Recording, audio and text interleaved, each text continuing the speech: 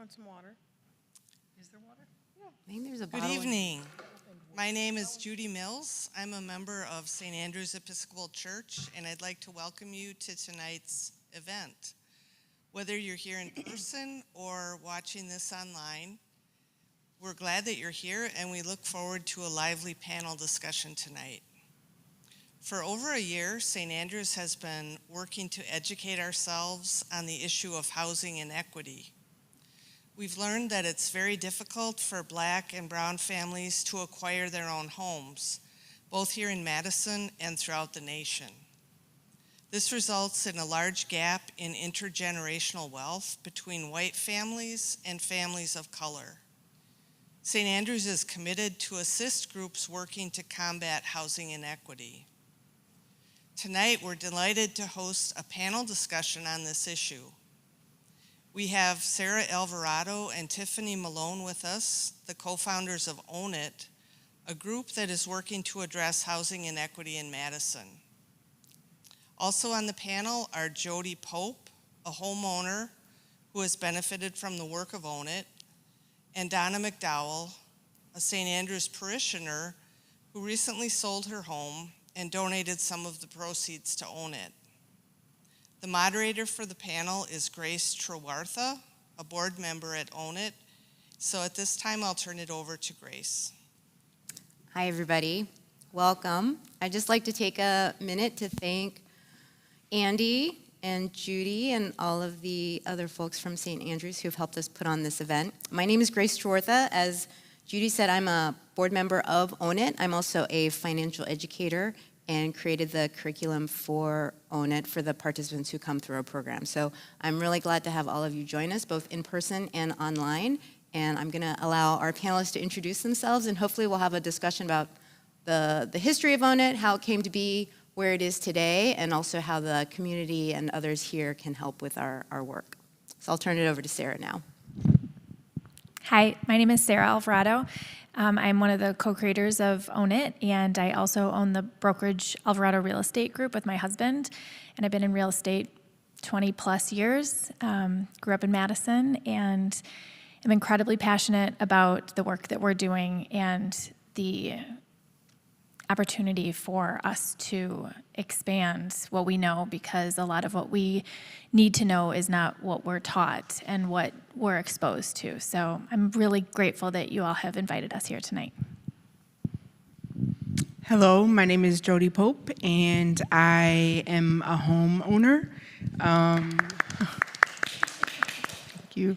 And am eternally grateful for Own It, and purchased my first home in late October, and not only benefited from the grant, the $15,000 grant, but from the educational piece. I revisited my budget last week from, that was a part of the educational information that was given to us, but I had a conflict tonight, which was part of the information that was given to us as well from Project Home, how as a homeowner we can, I think tonight's session was about drywall, how to hang drywall and how to fix certain things in your home. So I'm benefiting, again, not only from the financial piece, but from the educational piece.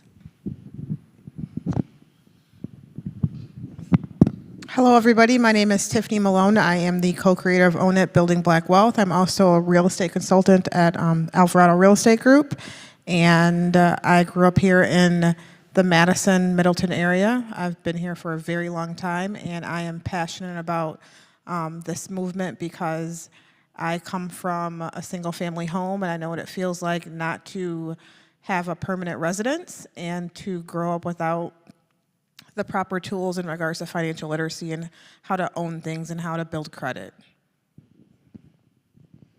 I'm Donna McDowell, and I've been a member of this parish for about 35 years.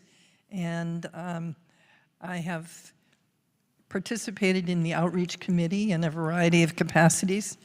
And I have to say I've gotten tired of bringing groceries to the food pantry. And when the opportunity to work on something as substantial as building Black wealth and enabling people of color to purchase homes in Madison came along, it was something I really felt would be worth my time and effort. You don't want me to talk about my story now? Yeah, we can talk about that a little bit later. That's fine. Yeah, that's I what I just wanted thought. just a chance to introduce yourself. Yeah. Thank you.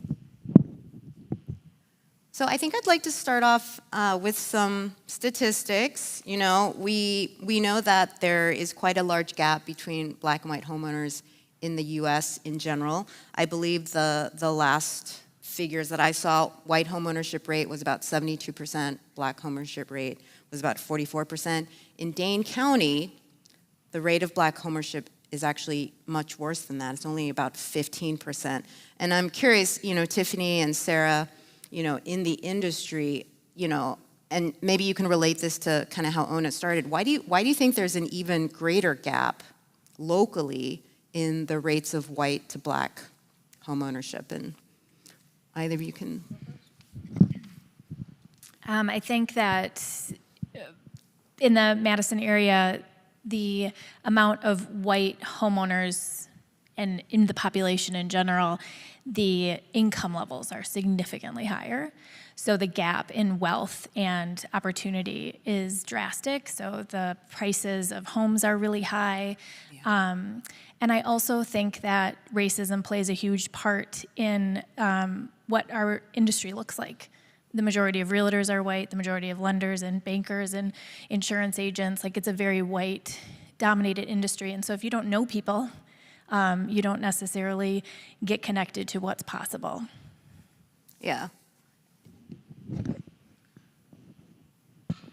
Just to piggyback off of that, I'd say the historical context behind home ownership, trauma, and resources play a big part of it.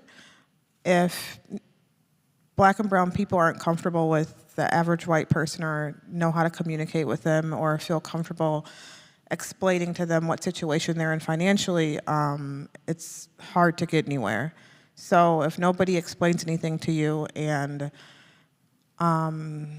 explain simple things in regards to money or credit, you'll probably just turn around and do what you've been doing, and that leads to the same thing of renting and being in the same spot you were in prior to that. So I think that plays a role, and I think understanding that there's a reason why the home ownership rate is so low in regards to black and brown families to white families is because the systems that are put in place have been to explicitly deny black and brown people loans. So that plays a role in it. And I think that if you don't understand it, you'll just think that, hey, home ownership wasn't meant for me, which is completely not true. So I think that that's like a broader subject, and that plays a role in all of this. Was there a particular moment or event where you realized you wanted to do something about that dynamic, about that reality on the ground? I think there's a word for it, or that they call it. I don't remember, but do you know how like you can read something or see a video and you can totally relate or feel what this person is feeling? So I would say at a very young age, I knew that I wanted to help people. That's probably why I went to school for human services, but I didn't know how I would help people. And then as I got older and I probably immersed myself in different areas or subjects, and I seen how black and brown people were treated compared to white people, or just in regards to applying for jobs or applying for apartments or anything, or knowing certain things, it was just completely different. So instead of just sitting back and just looking at it or letting it happen to me, I thought that I would want to try to repair something. And then all the police brutality, it's just everything, right? We can't just sit back and not do anything. So instead of being a spectator, I wanted to be a leader. Yeah. And so when this program was created, can you maybe, Sarah, describe just the general broad contours of it and exactly how it works? The contours of it. So Yeah, well, I'm gonna tell a little of the origin story as to why and how it got to where it is, because that's like we created it out of the need for what didn't exist to some extent. Carlos and I were specifically looking for a way that our brokerage, we were doing our own work, and we had read the book The Color of Law, which I highly recommend to anyone. It's excellent. It's mind-blowing. And so to have been in real estate for, at that time, 10 years, and to have not known, I felt not only embarrassed, but I felt like I'd been robbed of what I should know if I'm in real estate. Like, why isn't our education surrounded by this within our association? So we were like, well, what can we do? We looked at our book of business. A lot of it was white. A lot of it was white, and a lot of it was Latino. My husband's Mexican. But when you read the books and you understand some of the history, 100% of Black people were explicitly denied through the covenants and restrictions. So like some covenants and restrictions would include Jewish or no Irish, et cetera, but 100% of them nationwide explicitly acknowledge no Black people. And so the anti-Blackness in the industry and the fact that our book of business within our brokerage was not matching what the demographics are, and that was troubling. So what we actually wanted to do was to contribute a portion of our revenue annually to an organization that was addressing the problem, because we're selling real estate. We don't know how to desegregate neighborhoods, but we knew that we could at least contribute financially. So we were like, well, we'll contribute financially. So that's when we started looking for organizations that we felt could address specifically home ownership for Black and brown families. And we couldn't find any, to be quite honest. Down payment assistance programs, there's a number of them. The majority are federally funded, and anytime you have a federally funded assistance program, when it comes to money, there's a long list of restrictions. And Carlos and I, having been in real estate, we knew how challenging it was to actually present offers to sellers when there was a down payment assistant contingency on that offer. So can I get into the weeds a little bit? Totally. Okay. So contingencies meaning Contingent, so like when you get an offer, you've got price, you've got an inspection contingency, you have a financing contingency. And you might have 3 offers on the table. They might be all the same price, but if one of them has 20% down and another has 3% down, just that, a realtor might say, well, this one's riskier because it's not 20%. So money speaks. And then when you put a down payment assistant contingency on it, oh no, like it literally is named a risky offer.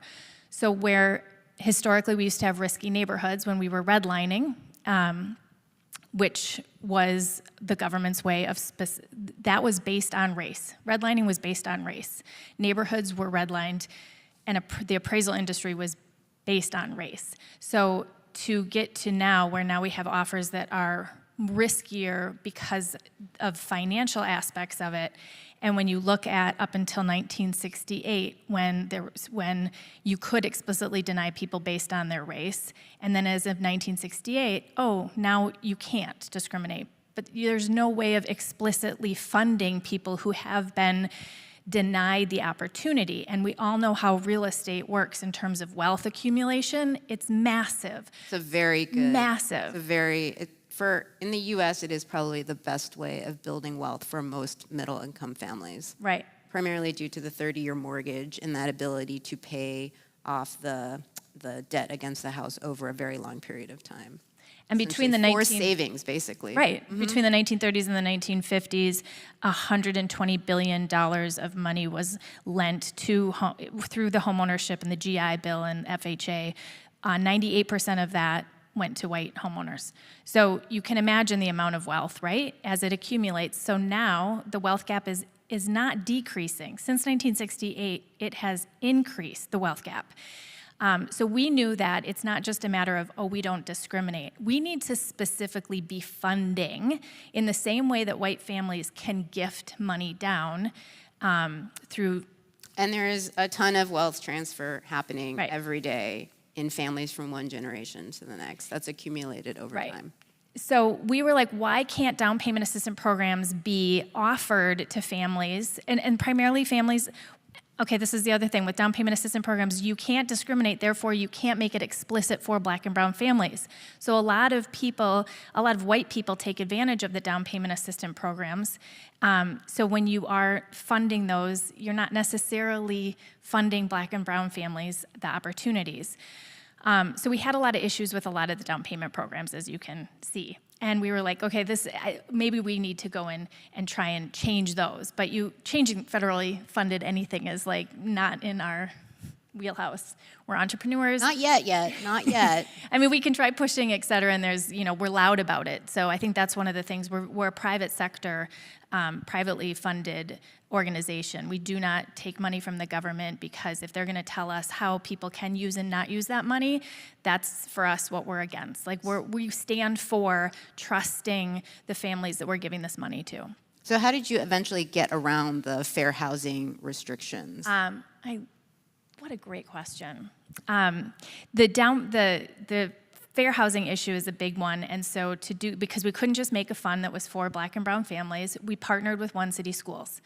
And we have hopes of partnering with other organizations strategically so that the money can go to Black and brown families. So One City Schools is a charter school in Madison. 85% of their families are families of color. It is open to all. And so when we say this Own It program is available to all families in one city, That's right. is so that we are in compliance. So we're definitely in compliance. Anyone can join and anyone can apply for the grant. Yeah, my youngest son actually attended One City for a year. Yeah. So that's how we got around the fair housing issue. And then the second issue was, how do we make sure that the families can have the money and not have a contingency on their offer? And that was just working with really smart people within the lending institution. So we have an account. Once they are awarded the grant, we have to call it a grant. We would like to call it a gift, because we'd like to mirror communities gifting in the way that white family is gifted down. But the grant then is earmarked in the name of the potential homeowner. So they have 9 months, and the bank sees that money because it's earmarked for them, and they don't have to have that contingency on their offer. So last year in a market that was really, really, and even today, it's like the market is tough. You're talking about 20 offers on a table. So you can imagine that if you have a down payment assistance contingency, you're automatically not in the running.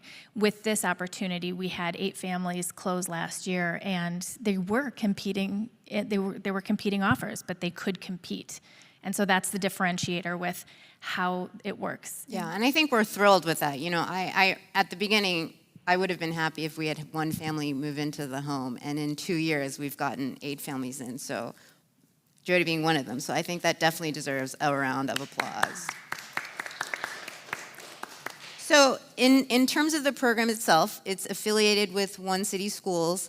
All families who have children enrolled there can participate in the program. All alumni, if you've left the school for whatever reason, they can participate in the program. And essentially, it's 2 parts. So maybe, Tiffany, can you maybe go through the 2 elements in the program? And also, I know you've worked with some of those 8 buyers, and maybe you can talk a little bit about their experience, and then we can talk to Jody directly here. It's staff too. Staff can apply. And staff, excuse me, yes, staff. Our first buyer was actually a teacher. A teacher. Speech. A speech therapist in the program. Was our first homeowner. Kelsey. So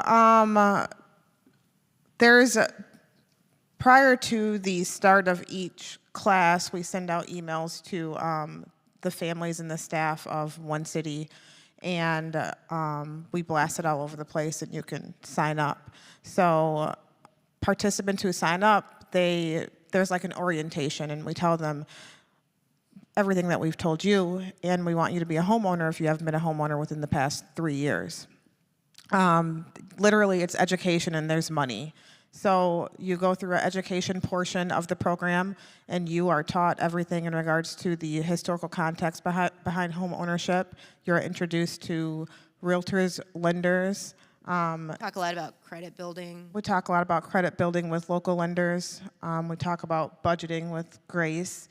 and she teaches us how to budget and looks at all of our finances. And Yeah, the course is actually, the first course is actually framed as a wealth building course. It's not actually explicitly about home ownership because, as we know, there's actually many different ways to build wealth. Some of it is through home ownership. That's a really great way in America to do it. But there's also entrepreneurship.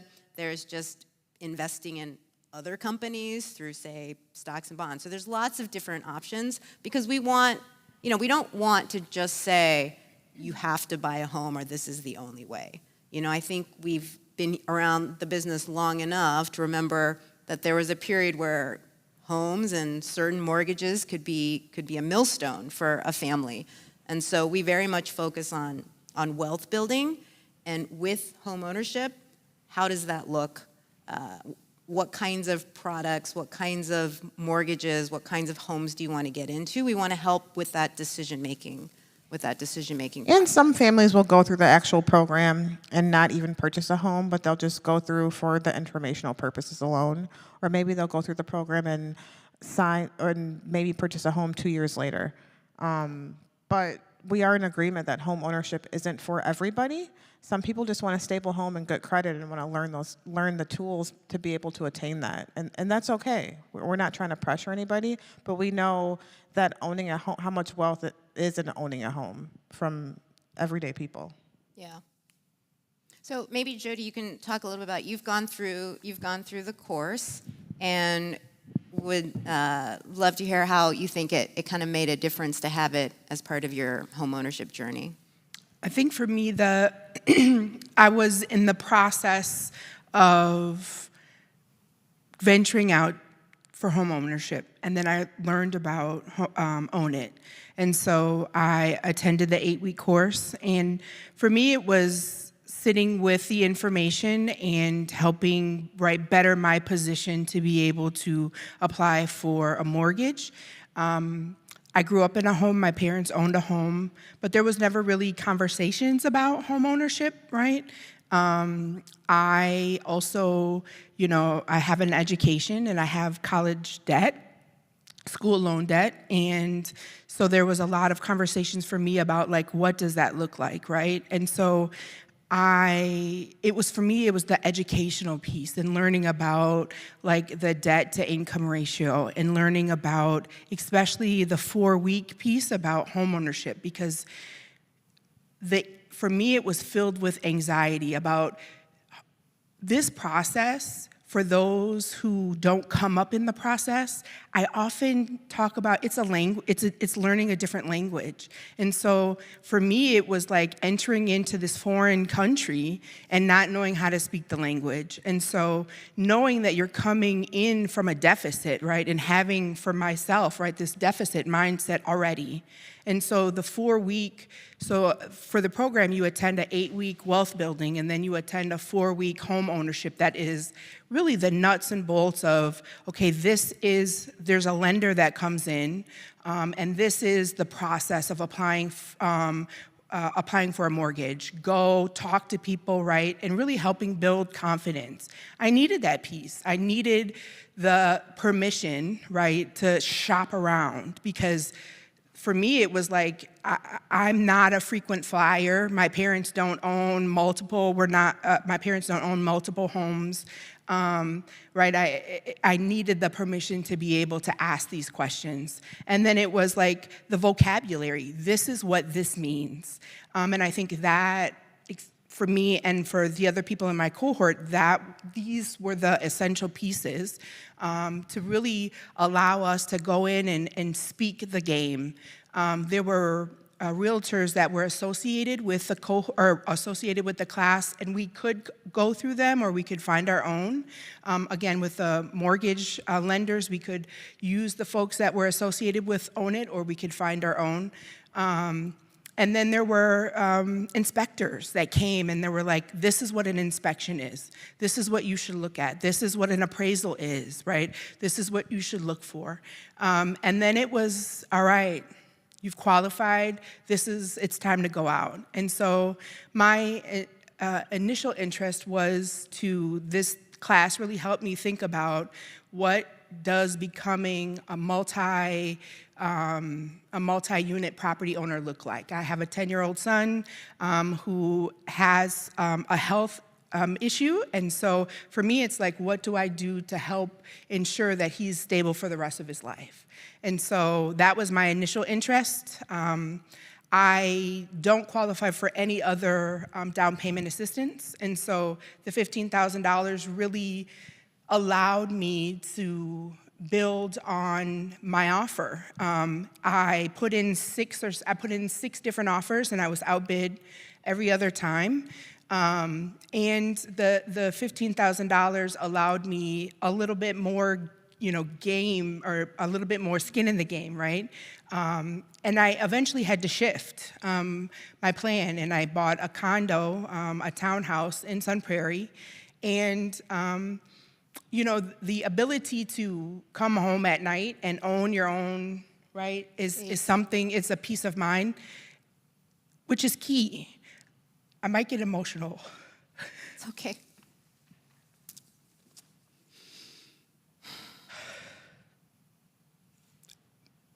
Over the weekend, Take your time. I'm driving in the parking lot with my son, and he's looking at, right, a sign on the parking lot, and he's like, what's a HOA, right? And so to be able to, at 10 years old, explain, right, some of the vocabulary that I didn't grow up knowing, right, is key. So this program not only is about the education, right?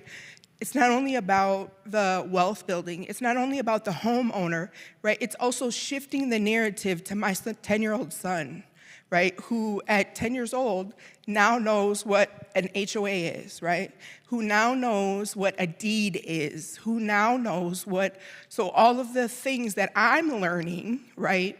And so I think this program is I get tired of conversations about all of the injustices, right? Because I think we are at a place where we should know, right? But this program pushes it further because it's action. And I think that's key, right? So it was action for me, but it moves it a step further because it's action for the next generation, right?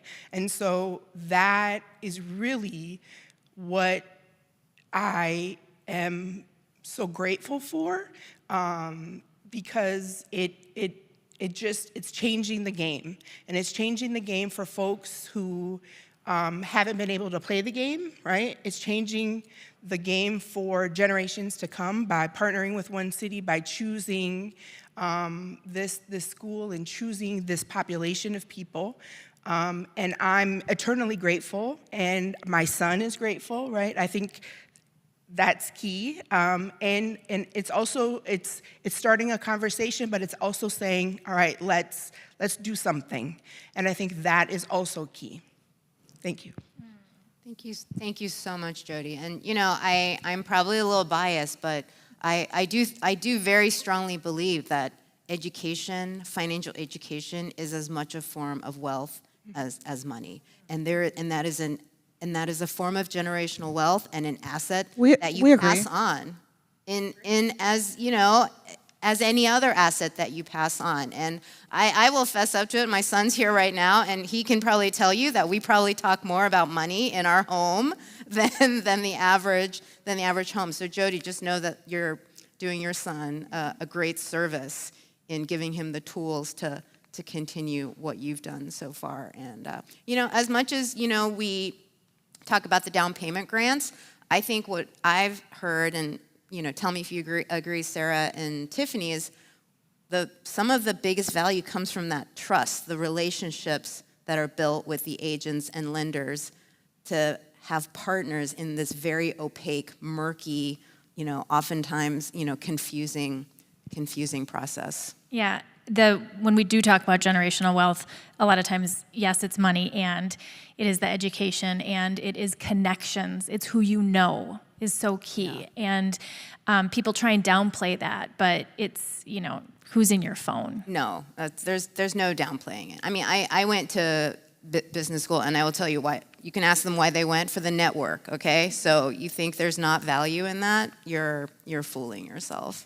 And I do think that that's an important point too. As I mentioned earlier, this industry is incredibly white dominated. So what does it look like when Black and brown realtors and lenders are now entering into a fairly lucrative, with a lot of opportunity, and they're told, here is your market. Here are the people you should be serving, the Black and brown community. What would it look like if white people actually hired people of color to serve and to help and to do that work to increase? Because when you're looking at the numbers, like, that's just crazy. Like, Yeah, and don't ask people I to don't do know that. if folks have caught on, but there's a little bit of a double entendre in the name of the program. So Own It refers not only to hopefully more families like Jody's actually owning their home, but also the industries kind of owning up to their responsibility historically to create the conditions and situations we're in, and also to have some agency in fixing things or turning things around. Yeah, as a white person, my dad was in real estate growing up, and so when I would have to go and help him shovel his income properties and I was complaining about it, he would be like, this is gonna pay for your college. So for me to come out of college without student debt, that puts me in a better position to be able to purchase my first home, whether I'm using his money or not, right? Like when we look at the layers of how money is used and how opportunity impacts. So even though I'm like, oh, but I'm not doing anything wrong, I have benefited so much from how much racism has occurred within my industry. How can I not do something to right the wrongs? I'm not saying it personally, I was doing anything wrong. I'm not doing any guilt. I'm not doing any shame here. It's literally like, here's an opportunity to do something differently. Why wouldn't we? Just why wouldn't we? All right, thank you. Maybe I'll turn it over now to Donna and share a little bit more about your involvement to date and in your journey. My husband Tom, who's there, and we've just sold our house, which we lived in for about 35 years, our home in Tacoma. And we've moved to a newly built house in Verona.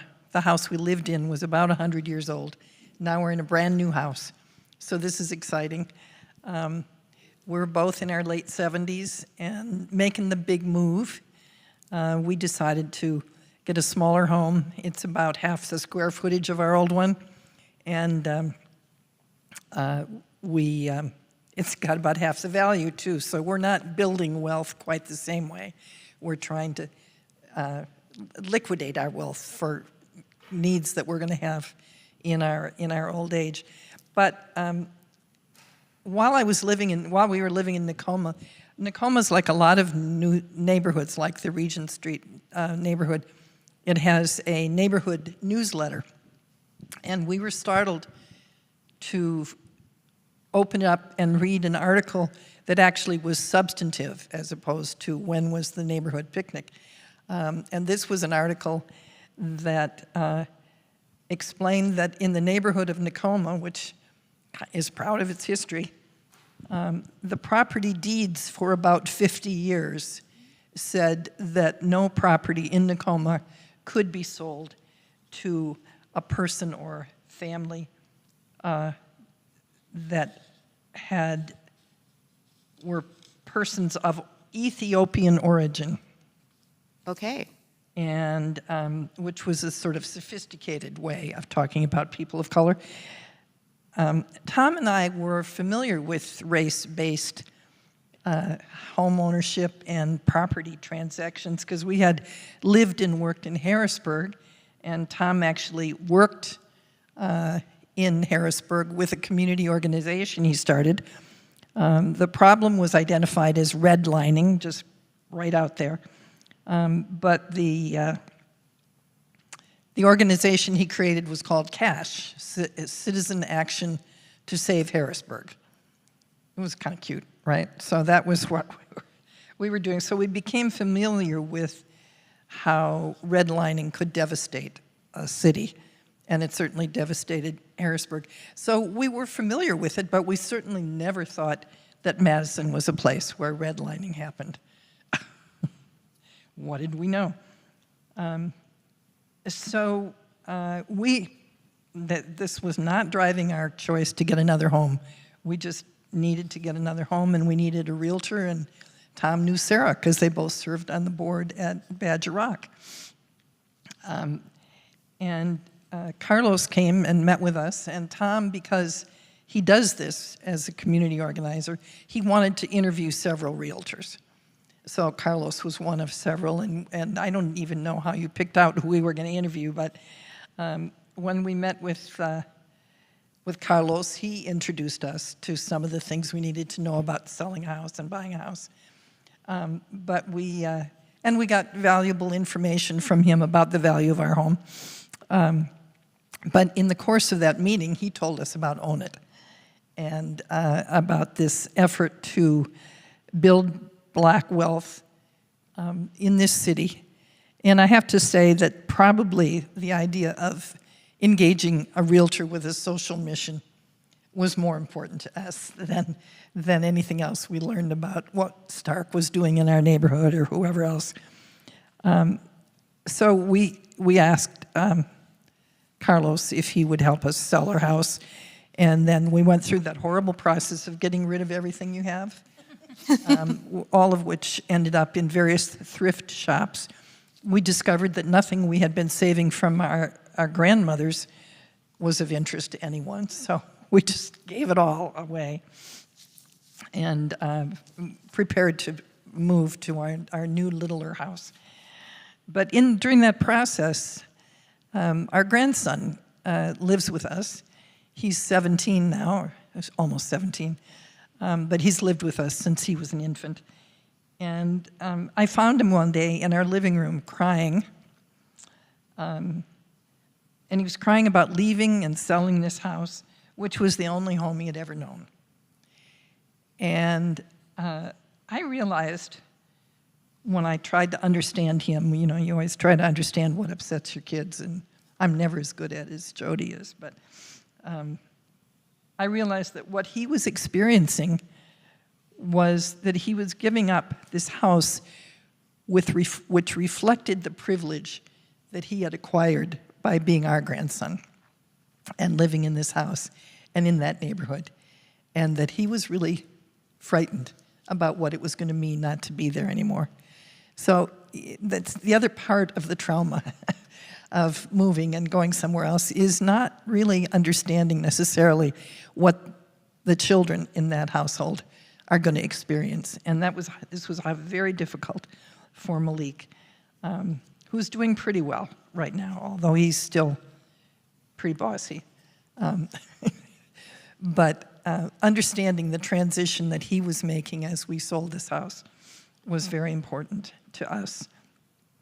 We have, since we sold our house with Carlos very successfully, I've had the opportunity to speak in this church about our experience and about Own It.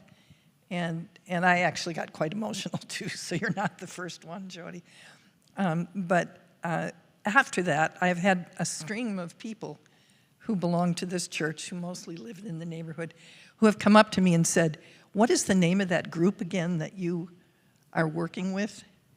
And they mean Own It. And I said, well, just told them the little bit I know, which isn't even very much. And what I have gotten back as a response from these church members is, I want to be sure and write that down, because we're going to be selling our house one of these days, and we want to make sure that we go with Alvarado. And I said, well, that's a great thing to do, but actually you don't have to, because there are now other realtors involved, and I hope you'll talk about that.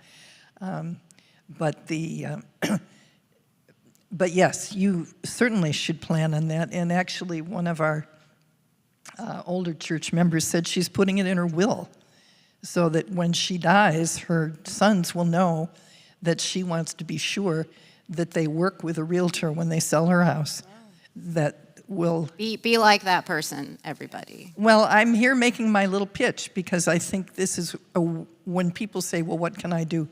It seems like a silly thing to do. But when you're doing planning at my age of 77, thinking about what you want to tell your kids about what you want is very important.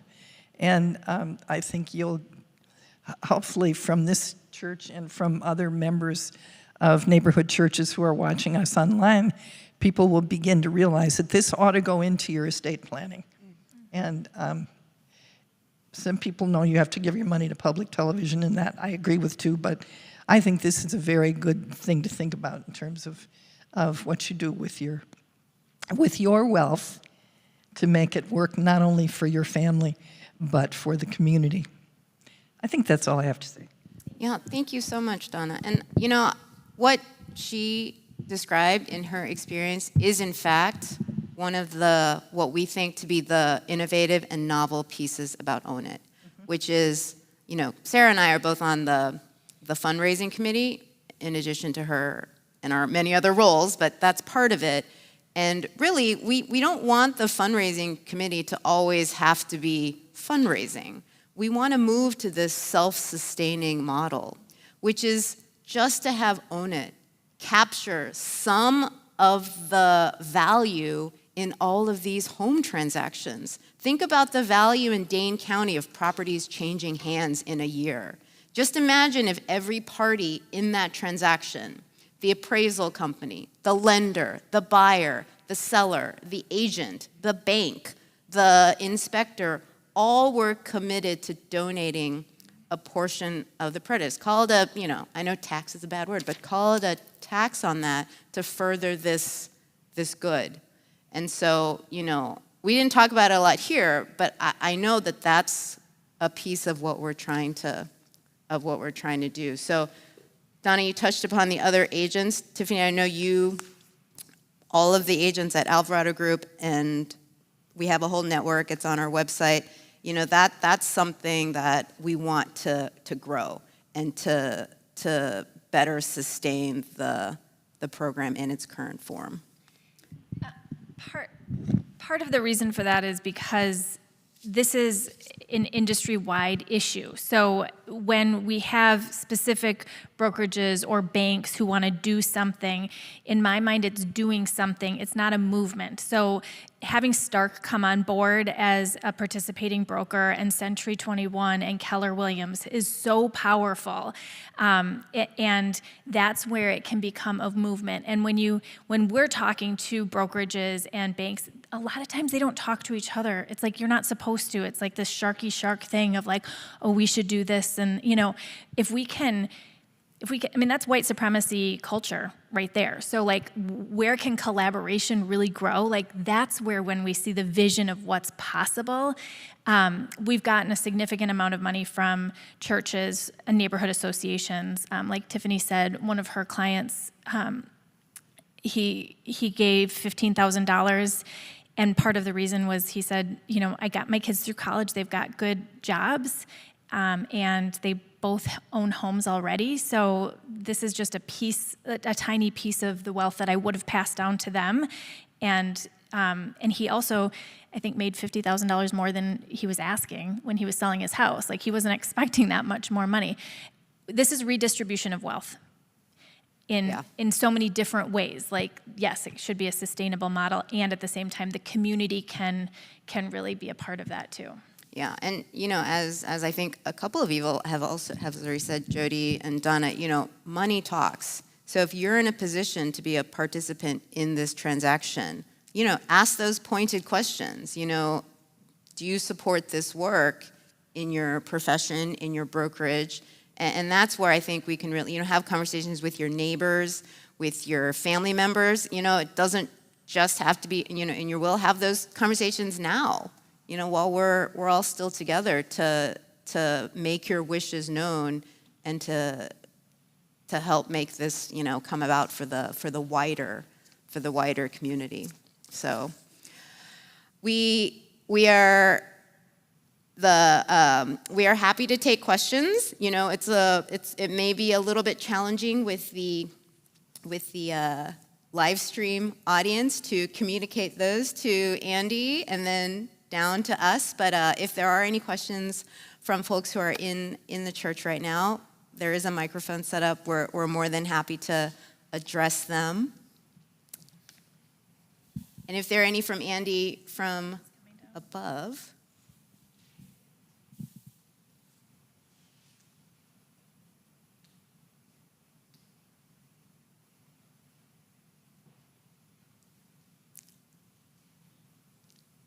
So we do have a couple of questions that have come through online.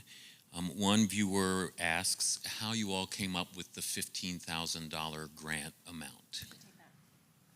I can answer this, Andy. So the 15,000 originally came because I believe in 2020. So I work in investment manager. I'm a financial planner as well as a financial educator, and I'm quite familiar with some rules around taxation and gifting and things like that. And that is the amount that I believe it was in 2020 that anybody could gift to another person. Anybody, did not have to be any relation, every year without filing any kind of notification to the IRS or, reducing their estate tax exemption. It was essentially free money. You could give it to as many people as you want, but that was the threshold. You can give more money every year, just that above $15,000 in 2020, at least you had to report it to the IRS.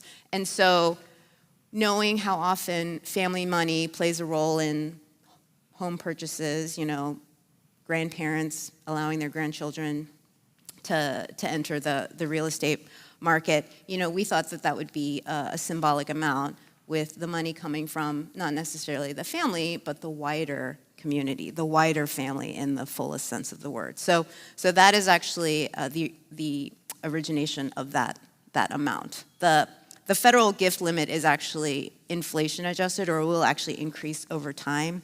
So it's not 15,000 anymore, but that's where we started with that figure. Yeah, and we hope to also increase it. Funds being available, we hope to also match that amount to newer grantees. Another viewer asked, you have 8 folks who have been able to purchase homes through your program. Are there other people who are making offers, bidding on homes, who are sort of in the pipeline, trying right now to purchase homes? Yes, there's currently other participants that are trying to purchase homes right now. I'm working with one. We have another agent that's working with another. I think she's put in approximately 7 offers, but she hasn't been successful because she's being outbid. And we just had a graduating class as well, so they'll be looking for homes as well. So we have 2 wealth building courses a year, and so there's 2 windows for the down payment grants to go out, and we raised, I'll just hold it. We raised $500,000 within a year and 4 months, or a year and 6 months, a year and a half. Sorry, I didn't hear what. 500,000. Yeah. Yep. The majority of that goes toward the down payment fund, but of course we also have a fund for Operating. education, operating expenses, some administration. But we do also have a very engaged group of volunteers who help. So anytime you see a link that is contributing, or a donation link, that all goes to the down payment fund, 100% of it. yeah, we fundraise separately for the operating expense education piece. So someone else online asked if there's a way that we can help, or that you're actively spreading the news about estate planning possibilities for folks to help support and sustain the work you're doing. I would say we haven't focused necessarily on estate planning per se as Andy, I think that's kind of an idea that's bubbled up here within the congregation.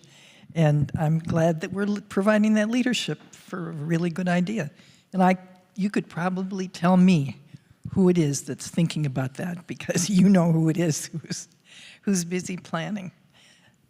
We actually, the first check we got for seed money was a woman whose mother had sold her house and moved to Capitol Lakes, is that what it's called? Mm-hmm. And she, I think, gained like $300,000, and she had also read some books, and I think The Color of Law specifically, and she was like, this is unearned, unearned privileges here. Like, so she specifically asked for $40,000 to go towards Black homeownership, and when she passed, her daughter reached out to us, and that was, I have the goosebumps because, I mean, we were like, maybe we could raise $100,000 that first year. Like, we had no idea that the community would come out as strong as they did. And this was all during COVID, so we were Zooming with neighborhood associations. We had a group of 5 people in a neighborhood association give us $90,000.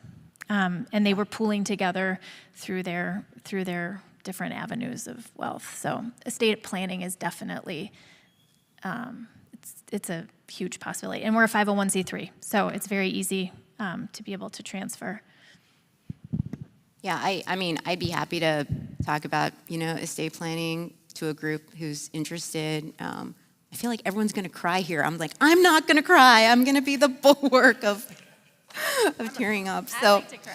So that's something that definitely, there are people on staff who can help lead that conversation too, if you'd like to get in touch. But, part of it is too is just the thing about estate planning is we also just, it's kind of like that bias to action. We want to do things now before we pass this, You know what I'm saying? Like, there's a lot that can be done while we're still walking on this earth. There's someone that we talked to through fundraising who his idea is to give a percentage of his property taxes to own it annually.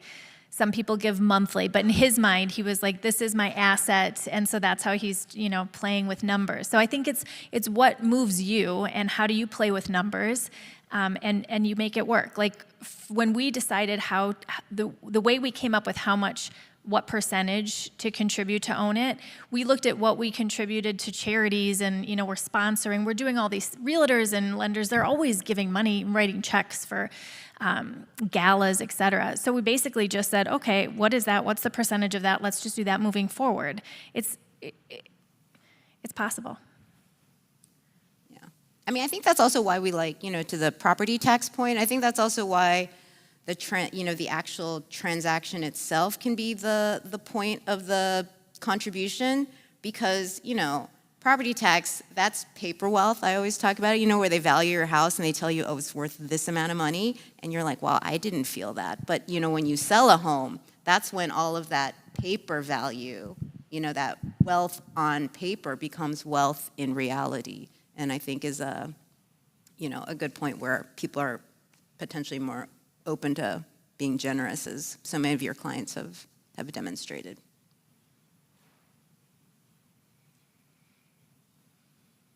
So I'm curious, I know it's early in the process. You're still building your own framework of how you're going to, keep disseminating this and broadening it out. But if you were moving into a different city to try and apply this, let's say, so we can get this moving in other parts of the country, what are the critical things that are essential for this to be successful?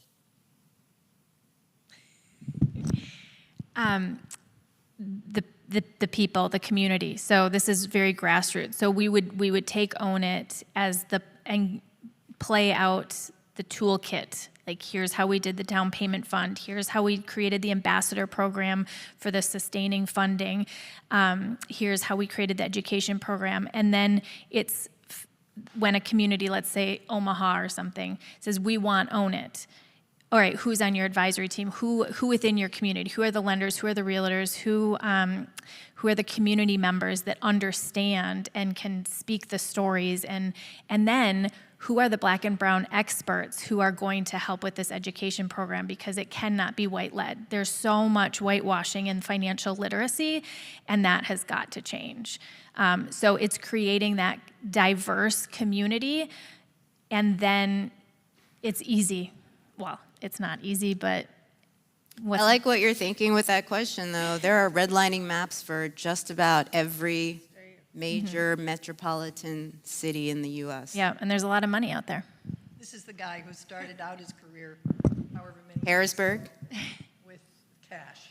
The Citizen Alliance to Save Harrisburg, which was to save Harrisburg from Yeah. redlining. So I just have a comment to share from one of our viewers who said they want to put it in their will that their heirs will use realtors who are participating in this program. Someone else asked if you have a fact sheet somewhere that they can use to know how else to help. Lots of folks, and in this community we've talked about this, have things other than financial resources to bring to bear. So is there a way that we can do advocacy work? Is there a way that we can lobby with realty groups or with the state legislature to be helpful to the work that you all are doing? I mean, yes to all of that. You know, I think a little bit of the issue is, you know, our personal capacity. You know, we're all wearing multiple hats all the time. So I would say the first thing to do, we have some postcards here that we'll leave with you, Andy, for the parishioners and anyone else who are interested. But I would say the first thing is to just get in touch, join our mailing list, where we'll send out, I'm not going to commit to a timeline, but regular newsletters about our progress. And if you are interested, tell us what you're most interested in doing, and we will try and match you up with an advisory board or a committee that can best utilize your time and talents. And I do believe we have a volunteer sign-up sheet on the website, so I can send that link to you, Andy, and have it available. But people can just email us as well. Yeah. Are you looking for specific ways people can help, or is that okay? Is that an answer? Well, so eventually specific things, but when this community started to talk about how to participate, we identified our privilege, our power, and our resources, and know that we occupy space where our voices will be heard.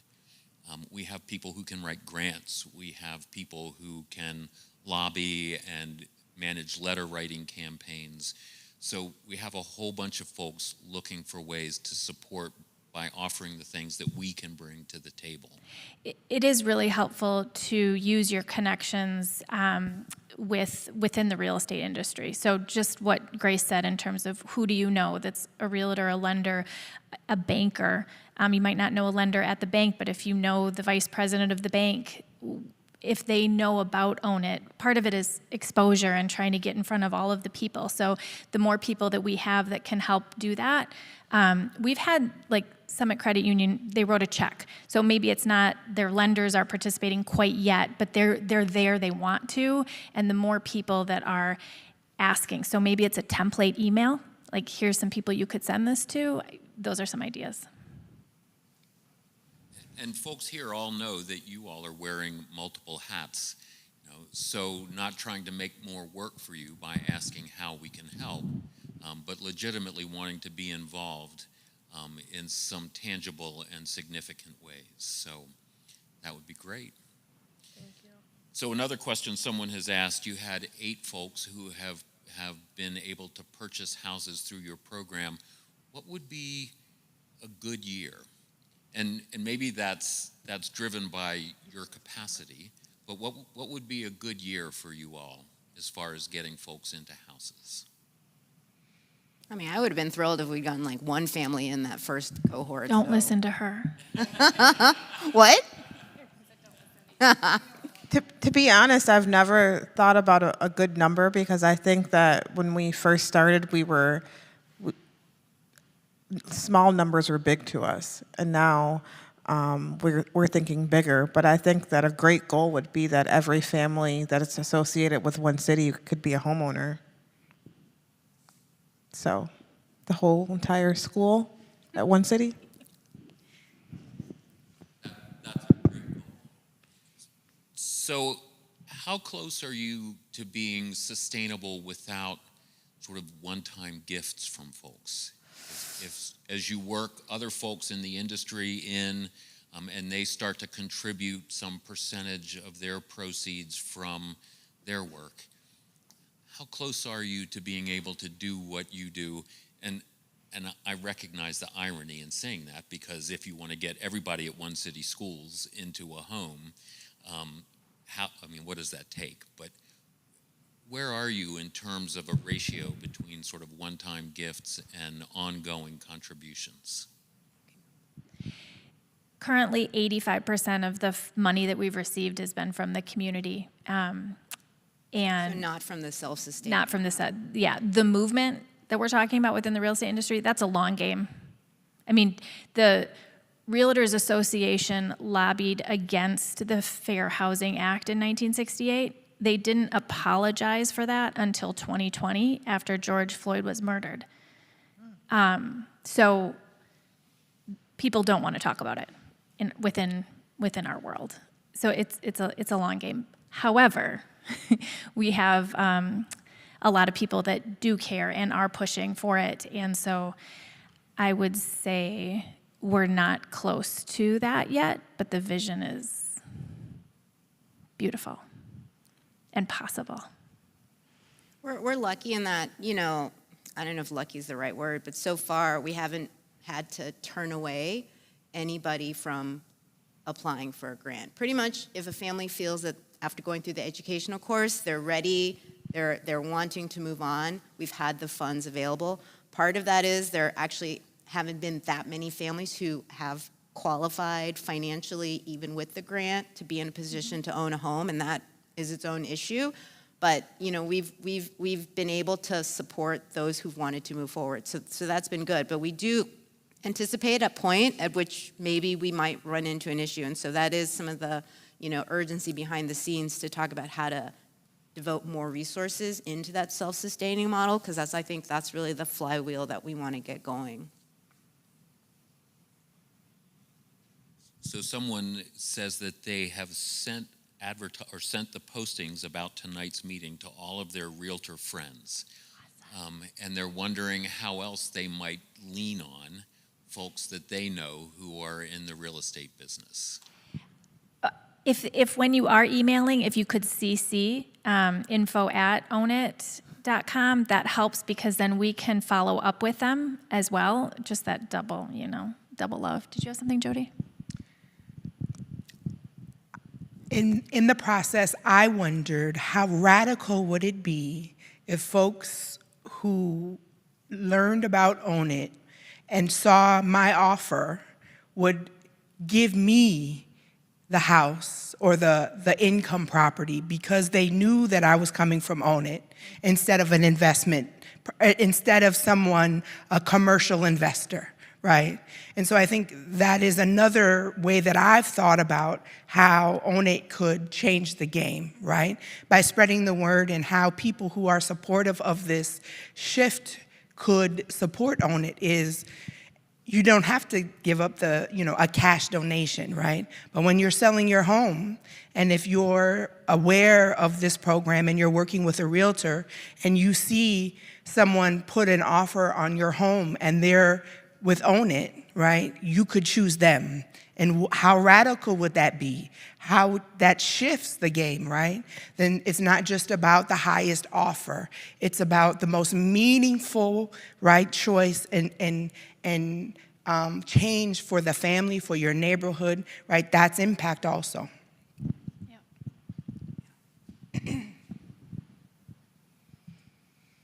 So someone online asks if you're working with realtors outside of Dane County, or are you just working in Madison? It's open, and families can buy anywhere in Wisconsin. We actually had a family buy in Milwaukee. So this is where we're trying to not restrict. And obviously, for folks who want to be supporting locally, we haven't grown quite yet, but any realtor can contribute. There's a difference between that contribution that might be a one-time versus the systematic contribution that is consistent. However, at this point, once you're part of, I feel like sometimes it just maybe takes one time and then it can continue on. But we also had someone who was, when they would take their dog on a walk, and if there was a for sale sign, they would send an email to the listing agent and say, hey, I see you're selling in my neighborhood. I'm really passionate about building Black wealth or homeownership and equity within housing, have you considered, do you know about, are you an ambassador at, or even to take it a step further, if I looked and I saw you're not an ambassador yet at Own It, here's some information about it. Honestly, that's grassroots. That's where change can happen. We have tried working within our associations, and There's a lot of resistance. we're gonna keep going. And I just wanted to point out one thing, to what Jody was saying about, changing the game. Like, it's not just, like, some of you may not have property to sell anytime soon, right? Some of you might not be in a position to contribute in that particular way. But the kind of work we're doing comes in many different forms. Building Black wealth, and the class is called wealth building. It's not called, the first class is called wealth building. It's not called buying a home. So wealth building comes in many different forms, and building Black wealth comes in many different forms. So that dollar, how you utilize that dollar speaks volumes. So one way is through Own It here, but there are many other ways to do so, and I would just encourage, to think about what your dollar is doing and how it's speaking on your behalf, and whether that matches how you want it to speak and how your values, how we spend our money is how we express our values. A budget is a moral document. Jody, I just want to tell you that somebody was cheering for you after your last piece and said, "Well said," with several exclamation marks. Someone else has asked if you've been able to work with families that might be able to purchase a home through the Section 8 home buyers program.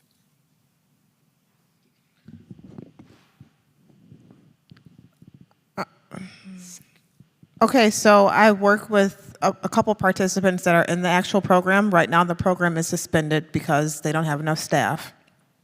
So that program has been suspended for approximately a year or more. So no, the Section 8 home buying program. So we have not worked with any participants that have Section 8, but if that program starts back up, we would be more than happy to work with them. So someone, and so I'm going to put parentheses around this, someone asks if you have email templates that people could use to work and advocate on your behalf, and then I'm going to close that parenthesis and say, can we help write them? Yes. Because we don't want to give you all more work to do. We would like to be able to help you. So Yes to both. Resounding yes to all of it.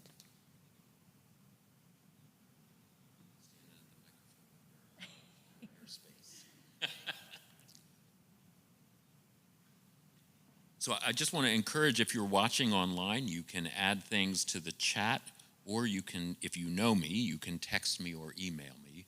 I'm getting these questions from both of those places. So this is my question. You all have used the vision dream and vision several times. And Tiffany, you said a dream would be to have everybody at one city home or one city school in their own homes. 5 years from now, what would make you smile, make you do the happy dance?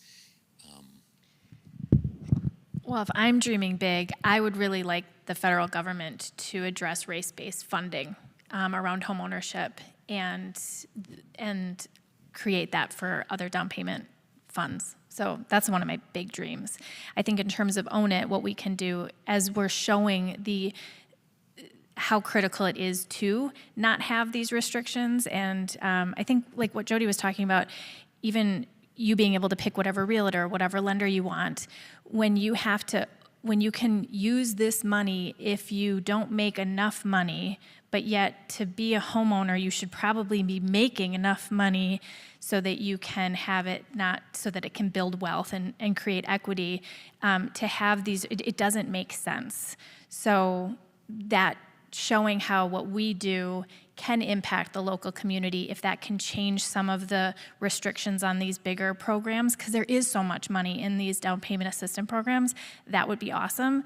And then obviously if we could create some more opportunities outside of one city, beyond one city, and be able to partner with other organizations so that more Black and brown families have access to the funds that we are accumulating. What's your dream, Tiffany? Dream it. To piggyback off of Sarah, my dream would be to go national. Another dream would be to not have a need for this program any longer. Another dream of mine would be for the federal government to step up and change some of the laws behind lending and some of the restrictions in regards to down payment assistance in general, right? This program was created partially because of that. So if we're really trying to get people into homes, why are we making them jump through hoops and consistently restricting them? So I know that's a long game, but I know it can be done. So I think maybe I just heard a reference to redlining by another name. How is redlining an ongoing problem, just in different forms, under a different guise today? I mean, now we have zoning, you know. That's an issue. We have the definition of family and who can reside at certain places. That's an issue. So I think we continuously knock down walls, and more walls are built up with different definitions and different meanings. So if we have some type of regulation behind this, I think it can be changed. But if we can collaborate with other people and other officials and other organizations, I think that we can move mountains. But it has to be all of us. It just can't be one person in, one person out. We know that what has been done is wrong. Numbers don't lie. They're there. So why is everybody fighting this? We talk about modern day redlining, and so we talked about the policies, but there are practices that happen. So sometimes you'll, specifically with real estate and with realtors and lenders, we're commission-based. So I make a lot more money when I sell a $500,000 house than when I sell a $200,000 house, and I do the same amount of work.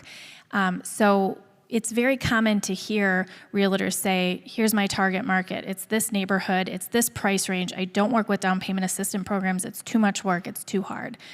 That's a practice, and that's not an equitable practice. So I did this. Because these are the models we were taught. I literally was taught you want to sell fewer houses for more money so you don't have to work as hard and you make more money, and that's how you do it. And this is, they teach it to you. So it wasn't that it was something that was supposedly bad to do because it's being taught, but when you understand who is buying $200,000 homes, primarily people of color. So if your seasoned realtors are only working with 500,000 plus or 800,000 plus, whatever, who's working with 200,000 plus buyers, it's brand new agents who will work with anyone who really don't know what they're doing. You only need 72 hours of education to get your real estate license. That's real low. So there's a huge issue in terms of service. I totally forgot the question. Modern day redlining. The practices. I get so worked up about this, but the practices, because again, it's like, what would it look like to have a balanced book of business? What would it look like if the real estate industry and the lending industry, what would it look like if banks were actually supporting the lenders who were serving the clients who were first-time home buyers who were only buying a property that was $250,000? Whereas if, you closed $1 million, like what if we were to shift that? And there's still steering, and there's still this, and there's still that, and there's still a lot of things. If you're not just even in the home buying process, even after the home buying process, if you're then going to sell a home. We just had an event where Own It sponsored a showing of the movie Lowballed, where I want to talk about this, where they get into the appraisal process and how if an appraiser comes into a home and it looks like a black family lives there, what happens to the appraisal? They're going to sell a home. They're trying to get a high appraisal to justify the sales price. And what does that do? That can wipe hundreds of thousands of dollars from a family's balance sheet, net worth, from that practice, to use Sarah's term. And to piggyback off of what Sarah was saying, I think that, I work with everyone. I don't have a specific, I only work with somebody who wants a $500,000 house. But more and more and more when I do this work, like this morning, I spent literally 2 hours on the phone this morning from people calling me saying, hey, someone gave me your number because you're affiliated with Own It and I want to know how I can own a home, right? So like I'm taking these calls all morning and then I'm trying to work on my regular work all afternoon and then I'm working on Own It at night. It's like, but we have agents who are like, we're not doing that. We're not answering your questions. We don't work with down payment assistance. We don't see me with your pre-approval or your cash and that's it. Like we're doing the work and we're doing a job. There's a lot that has to change. I work in financial planning, and it's the same model, right? You have to have, at my firm, you have to have $500,000 in investable assets just to have somebody talk to you. And who needs financial planning? Everybody. Actually, probably more if you have fewer resources, right? Because you got a smaller cushion. You have a smaller safety net, but you have to change the mindset of, why am I in this work? What am I trying to do? Am I living my values? I have also forgotten the question. Did we answer anything? Redlining, that's right. But yes. I think that's really valuable because that's our experience, right? So when Black and brown folks, before I found my realtor, that was my experience, right? And the only reason why I went with my realtor is because someone that I trust, someone that also went to one city, went on Facebook and said, people are asking me how I, became an investment property owner, and this is how I did it, this is who I worked with. Because the person that I called initially was like, yeah, no. This is what you got to do. Call me when you get a pre-approval, da-da-da-da-da. But all of the questions that we have, we don't understand the process, we need help, we don't get the time, right? And then when you go, I've had an experience when I went with a friend of mine who was looking, and somebody came in and they're looking at the property, oh, look at this. The realtor was it was 1,000 miles a minute going through, this is what you should look at, this is what you should look at, this is what you should look at. And for someone who this is their first rodeo, right, it's super overwhelming. And it's can I record you because I have no idea what you just said. I need to Google half of the terms that you just used because I don't understand. And this is your probably 10th home that you've done today. Well, this is my first time ever doing this. So I want to make sure that I don't buy something that's going to fall apart, right? So I think helping people my full-time job is working with people who are learning this industry, right? And educating people from the ground up who are joining real estate. And I think that's key, is helping folks who are coming for the certificate, right, and teaching them about Own It and teaching them about the history. I think we've got to change them and inform them from the beginning, because if we want to change the whole thing, that's a key piece. And unless that's a part of the change that happens, it's going to continue to happen, and we're going to continue to get left behind. So that's a huge piece. It might not answer what his initial question was, but I think you brought up very important, a very important piece of the puzzle. So shortly after St. Andrews started investigating these issues, it seemed like it got some serious airtime on the news. There were stories about whitewashing and appraisals, and it seemed like every time we opened the Washington Post or the New York Times or the Atlantic magazine, there were stories talking about the same issues that you all are talking about. I'm wondering if you feel like there's enough airtime for this. If you recognize that sort of moment in the last year and a half, or if it's still going on, how much attention is this getting?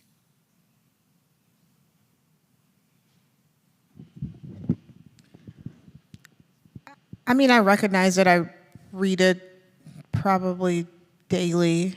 We're always watching clips in regards to people that were wrongfully, I don't know, discriminated against. But I think there has to be continuous airtime and things in your face, because if it's constantly in your face, then maybe somebody will finally do something, right? So since COVID, we've been doing this, and yes, we've raised over $500,000, but if we are constantly preaching this and promoting this and educating this, we should have well over $1 million, right? So I think that, yes, we need to continuously shout, help us, spread the word, come on board, something. If anybody knows like Mackenzie Scott, we'll take a call from. I think what's hard for me and when I first started learning, it was overwhelming. Like I said earlier, I don't know, I'm just a realtor. How do I desegregate a neighborhood? How do you change something that's so embedded, entrenched? Yeah, so I think if there are more stories that don't just point to the problem, but also show where change is possible, I'm sick personally of seeing the stories that only talk about the problem, because there are ways to make change. You do see it happening. We have had clients who didn't necessarily take the highest offer because that was a cash investor who was going to flip it, and that's like, I mean, not everyone's going to do that, but if there are some people who will do that. Also, how to simplify it. I struggle with how much we get into the weeds, like with zoning, when you start to really understand the details, but to take the time to learn the details, that's a lot to ask, people who aren't working in it every day.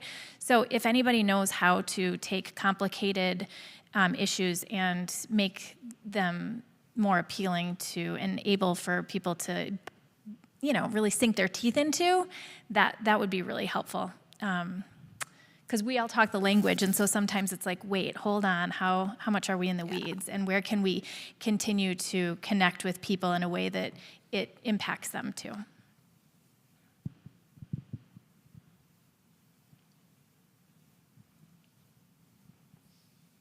So I think that was the last question that we've gotten online. We're down to about 8 minutes left. Do you all have closing statements that you'd like to make? I kind of want to read a letter that we got from someone who donated. It'll take me a little bit to find it, but can I do that letter from Kristen? Okay, I'll look for it. I vacillate, as Sarah looks for that letters. I go back and forth between, this is work that we enjoy doing. I love working. I love teaching. I love working with Tiffany and Sarah on these things. But I very much, even saying that, I very much vacillate between feeling very excited about the 8 families. I show up for every closing ceremony I can make it to. I've got balloons. It's like the best. That's the best hour. That's the power hour right there, being part of the hype squad. But at the same time, I also sometimes feel very pessimistic because it's America. And what's the currency of America? Is money. And a lot of money is being made from people keeping them renters, keeping them poor, keeping them in a place where they are unable to build wealth, unable to build their own, okay, now I'm gonna cry, unable to build, the safety net to protect their family. And so, I think it's challenging, and, but at least you're, doing something, chipping away at that, taking your God-given talents to try and try and make a difference. So I don't want to stop doing that, because I think if you give in to not thinking you can change things, then that's really the end of it. So. What do you want? Okay, I did find it. Okay, I'll read it. Okay. Would you like to introduce the letter? The letter is from Kristen, who contributed after she sold her property. Well, I'll just read the letter because she talks about what she does. So, Dear Own It, 9 years ago, I began exploring the possibility of homeownership. I was working 3 low-wage jobs. I had no savings, but met a lender who went to bat for me. She acquired 3 separate down payment assistant loans, which made it possible for me to purchase a very small house on the east side of Madison. 1 year later, my One City Scholar was born in this sweet home.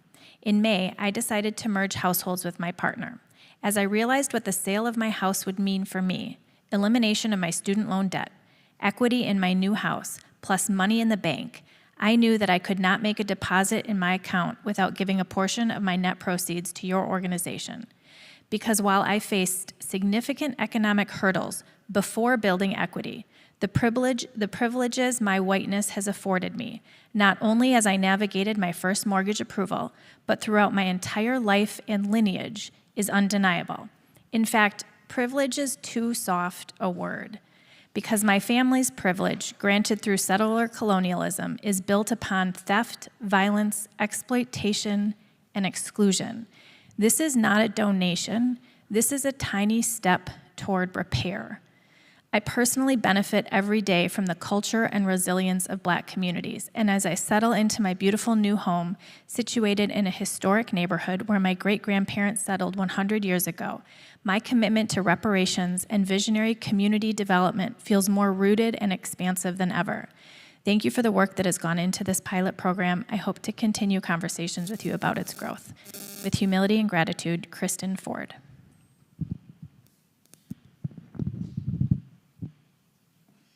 Drop the mic. Yeah. Do you have final words?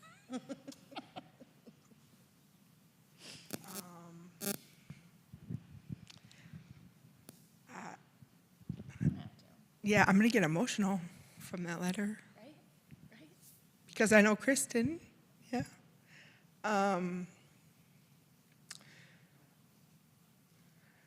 I think for me, the idea of really buying a house came when, participating in conversations about picking school districts of where you want your kids to go to school. And I, understood what that means, but the power of picking, and having the economic power to pick, by purchasing a home in a neighborhood, was something that, when I finally realized, what that would take, blew my mind. And I wasn't at the point where I could do that for my kid. And everybody deserves the right? Every child deserves the right, One City schools or not, to every parent. Why should I go to bed at night, Because I don't have the economic power to say, this is where I want my child to go to school, so I'm gonna buy a home there, And that's really what kind of shifted for me, because I wanted to be able to provide that. And I was renting, And money could only go so far, in rent in this city. And hearing sirens, wasn't something that I wanted for my kid. And so this program, helps set folks up for this, And so listening to this conversation and acting, as a result of this in whatever way you choose to act, helps to ensure that every parent, every mother, every father, and every child, has that opportunity.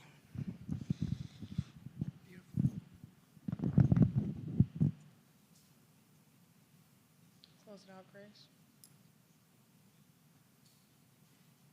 I think we're done.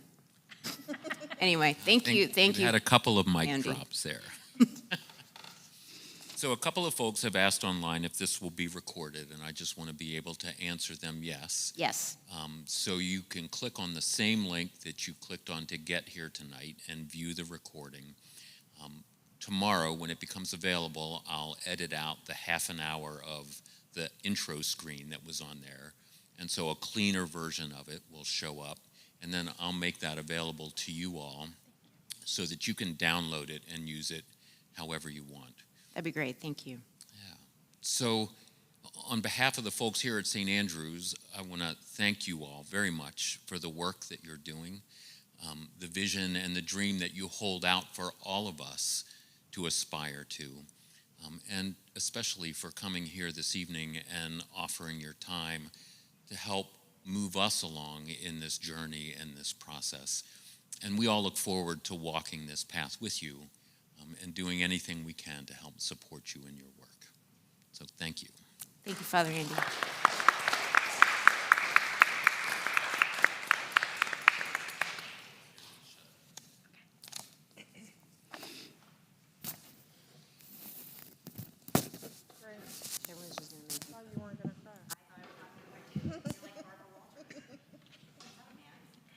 You're a great moderator. You look so natural with your little Got a good headpiece.